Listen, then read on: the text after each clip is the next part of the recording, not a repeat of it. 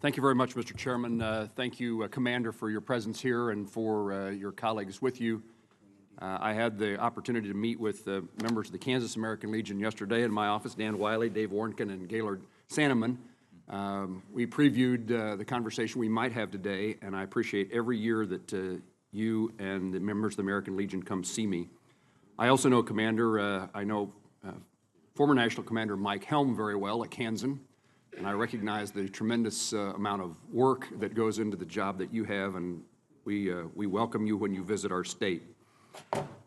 You have more credibility, Commander, than I do, but I think the American Legion and I are on a mission together. You have been, the American Legion has been an ally in everything that I can think of we worked on in regard to veterans for as long as I've been in Congress, but I want to give you the chance to help me get a piece of legislation passed.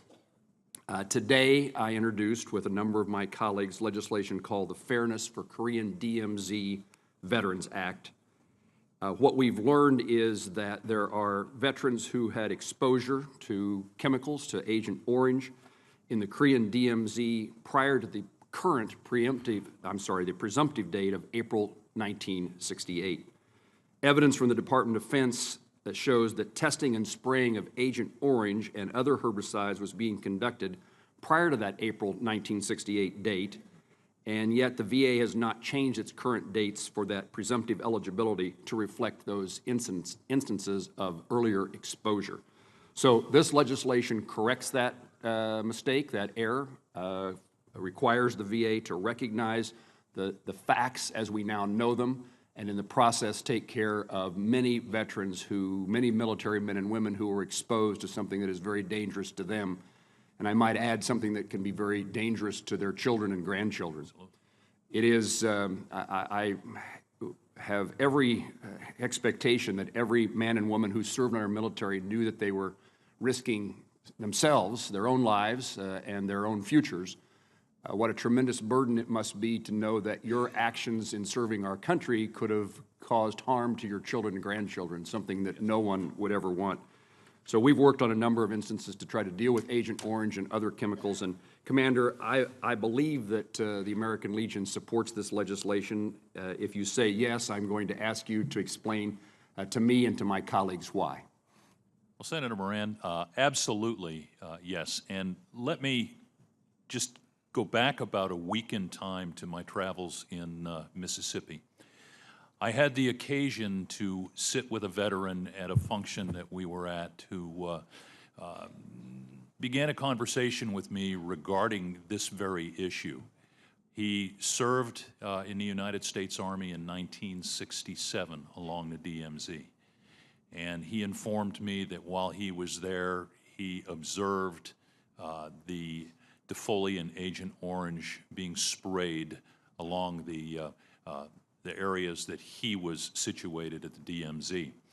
And he inquired about the status of the legislation, the prior legislation that you had introduced into Congress. And I did some quick searches on my smartphone and came up with the legislation and the information he requested, and noticed that there was no traction on that. I guess it never got out of committee for a vote.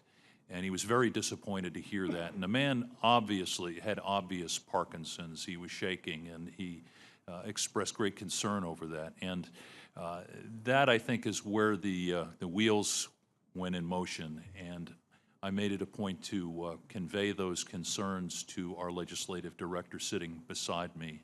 And it was through his efforts that your office was contacted, and this legislation will again be introduced.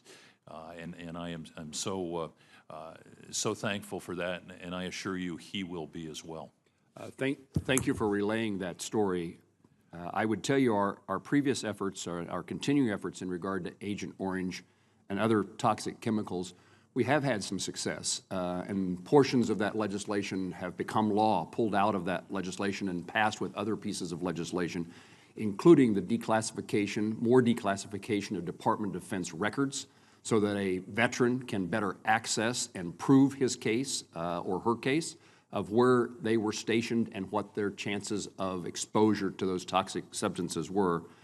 And the medical research has now been conducted that further demonstrates the connection between generations and exposure to Agent Orange. So we're setting the stage for additional opportunities for Congress and for the American people to support those who served our country and served it in a way that caused them to be exposed to chemicals very dangerous to their health and perhaps to their family's health. So, Commander, thanks for being an ally in this regard, and thank you for your endorsement of that legislation.